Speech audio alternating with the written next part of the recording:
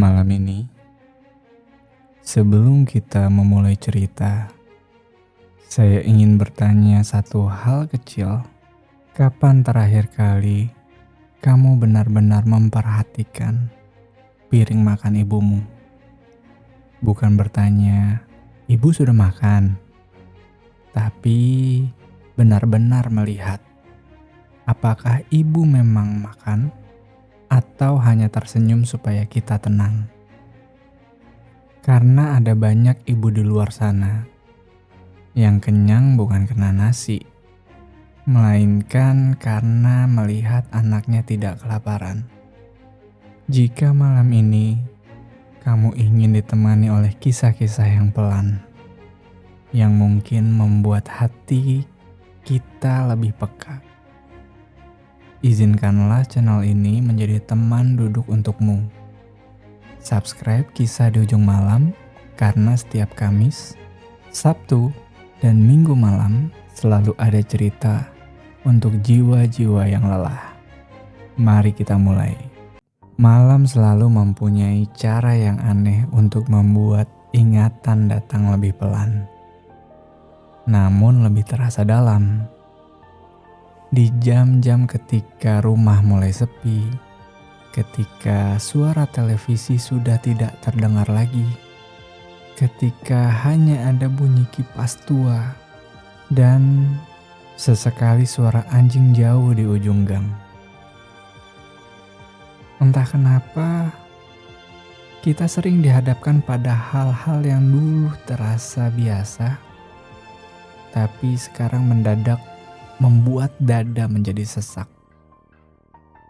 Seperti satu kalimat sederhana ini, "Ibu sudah makan, Nak." Kalimat yang mungkin terlalu sering kita dengar. Kalimat yang terlalu biasa, sampai kita tidak pernah berpikir ada sesuatu di baliknya. Saya juga dulu berpikir seperti itu.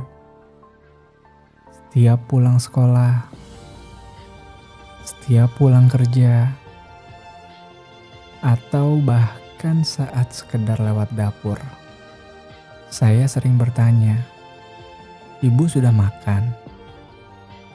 Dan ibu selalu menjawab dengan nada yang sama. Nada yang ringan, nada yang tenang.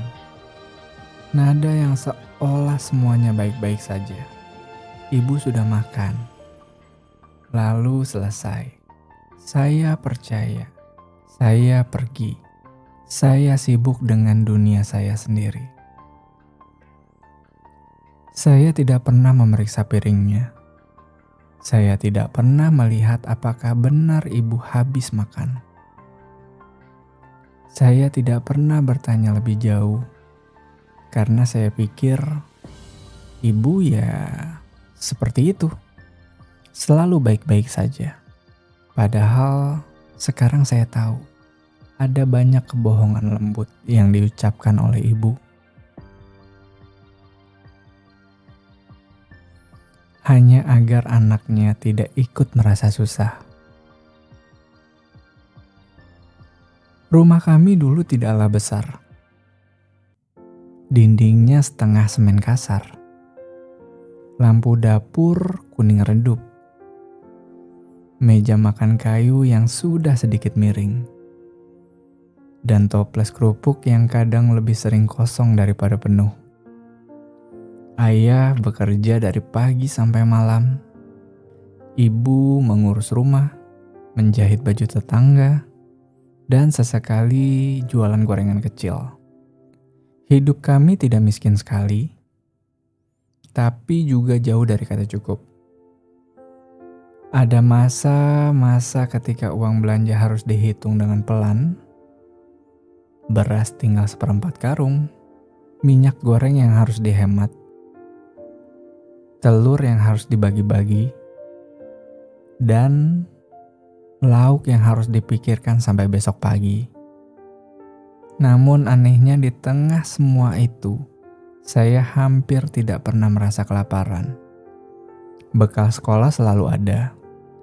Nasi di piring saya selalu cukup. Kadang bahkan berlebih. Saya pikir saat itu semuanya aman.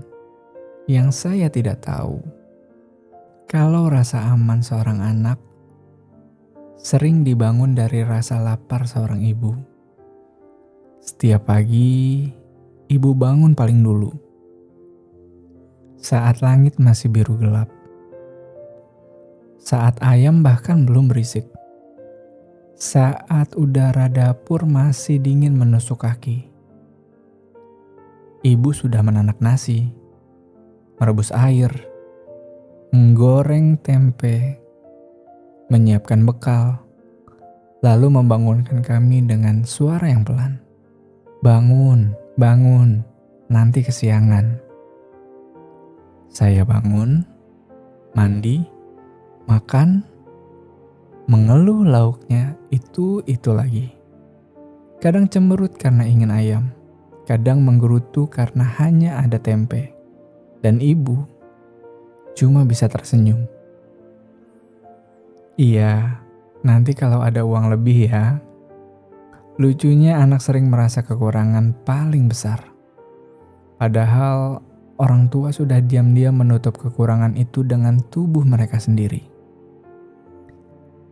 Siang hari saat saya pulang sekolah, ibu masih di dapur. Keringatnya dipelipis. Baju rumah yang sedikit basah. Kadang masih memegang adonan gorengan. Saya taruh tas, lalu bertanya, "Ibu sudah makan?" Dan seperti biasanya, "Ibu sudah, Nak." Selalu seperti itu. Selalu terdengar meyakinkan. Sampai saya tidak pernah curiga. Mungkin begitulah ibu. Ia pandai sekali menyembunyikan kekurangan. Pandai sekali membuat anak merasa cukup. Karena bagi ibu, yang terpenting bukanlah perutnya yang kenyang. Yang penting anaknya tidak merasa hidup ini menakutkan. Hari itu saya ingat betul. Hujan turun dari siang. Sekolah pulang lebih cepat. Saya sampai di rumah lebih awal dari biasanya. Rumah sepi, ayah belum pulang, dan adikku masih les. Saya masuk dengan pelan ke dapur, dan disitulah saya melihat sesuatu yang sampai hari ini masih sulit saya lupakan. Ibu duduk sendiri di kursi kayu yang kecil itu, dengan piring yang isinya hanya nasi putih, kuah sisa sayur, dan remah tempe goreng yang tinggal sedikit. Ibu makan dengan pelan, sangat pelan, seolah sedang berusaha menikmati sesuatu yang sebenarnya tidak cukup. Tidak ada lauk yang utuh, tidak ada telur, tidak ada ikan. Yang ada hanya sisa dari piring kami. Saya berdiri di balik pintu, diam. Ada sesuatu yang mendadak jatuh di dada saya. Karena baru saat itu saya sadar. Setiap kali ibu bilang sudah makan, mungkin yang ibu maksud bukan makan seperti kami. Mungkin ibu hanya mencicipi. Mungkin ibu hanya menunggu kami selesai. Mungkin ibu baru makan apa yang tersisa. Dan mungkin seringkali tidak ada yang tersisa. Saat itu saya ingin masuk, ingin memeluk, ingin bilang maaf. Tapi kaki saya kaku. Ada rasa bersalah yang aneh. Rasa bersalah karena selama ini saya makan dengan tenang. Sambil mengira semua orang di rumah ini sama kenyangnya. Padahal tidak. Ada satu orang yang sengaja menahan lapar. Agar anak-anaknya tidak belajar tentang kekurangan terlalu cepat. Ibu melihat saya, lalu buru-buru tersenyum. Sudah pulang. Ibu sudah makan kok. Kalimat itu lagi. Kalimat yang dulu biasa tapi hari itu terasa seperti pisau yang tajam. Karena saya melihat sendiri, ibu bahkan masih memegang piring sisa. Namun, ia tetap memilih menenangkan saya, bukan menjelaskan dirinya. Begitulah ibu. Saat ketahuan lapar, yang ia pikirkan bukan dirinya tertangkap. Yang penting, yang ia pikirkan adalah jangan sampai anakku sedih. Malamnya saya makan lebih pelan dari biasanya. Saya memperhatikan ibu. Ibu sibuk menambah nasi ke piring ayah, menambahkan kuah ke piring adik, mengambilkan sambal, merapikan gelas. Lalu ketika semuanya selesai, ibu duduk paling akhir, mengambil bagian yang paling sedikit. Dan selama bertahun-tahun, ternyata saya tidak pernah melihat adegan sesederhana itu. Karena kita sering terlalu sibuk menjadi anak yang ingin dipenuhi. Sampai lupa melihat siapa yang diam-diam mengurangi jatahnya. Ada cinta yang tidak pernah datang dengan puisi. Tidak pernah datang dengan pelukan panjang. Tidak pernah datang dengan kalimat yang manis. Ada cinta yang datang dalam bentuk porsi nasi yang dipindahkan, lauk yang dibelah dua, sendok yang berhenti sebelum kenyang, dan seringkali kita baru mengerti setelah dewasa. Setelah kita sendiri mulai tahu rasanya menghitung uang, mulai tahu rasanya menahan keinginan, mulai tahu rasanya pura-pura cukup, baru kita sadar ibu melakukan jauh sebelum kita paham arti pengorbanan. Hari ini, mungkin banyak dari kita yang sudah tinggal jauh, sudah bekerja, sudah punya uang sendiri. Namun coba ingat-ingat, berapa kali saat menelpon ibu, kita masih mendengar jawaban yang sama. Ibu sudah makan, ibu sehat, ibu gak usah dikirimi banyak-banyak.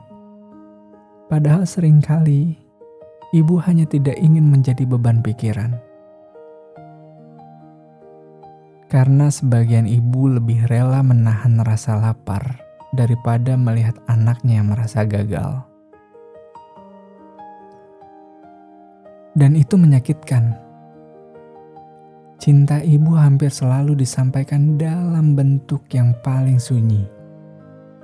Saking sunyinya, kita sering telat mendengarnya.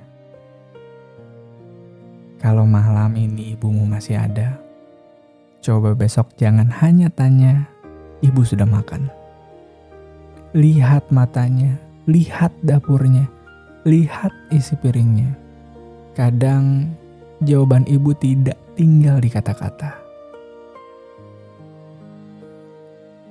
Kadang jawabannya tinggal di hal-hal kecil yang luput kita perhatikan.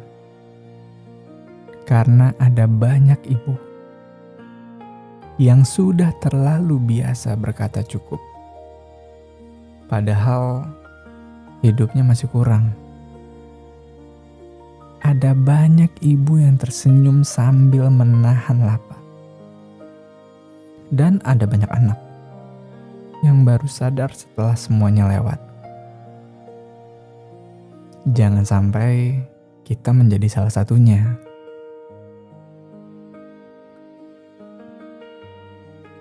Jika kisah malam ini membuatmu teringat ibumu, atau membuat dadamu terasa lebih penuh dari biasanya, izinkan satu hal sederhana. tulis ibu di kolom komentar sebagai doa kecil, sebagai peluk yang mungkin belum sempat disampaikan. Dan jika kamu ingin ditemani kisah-kisah sunyi lainnya,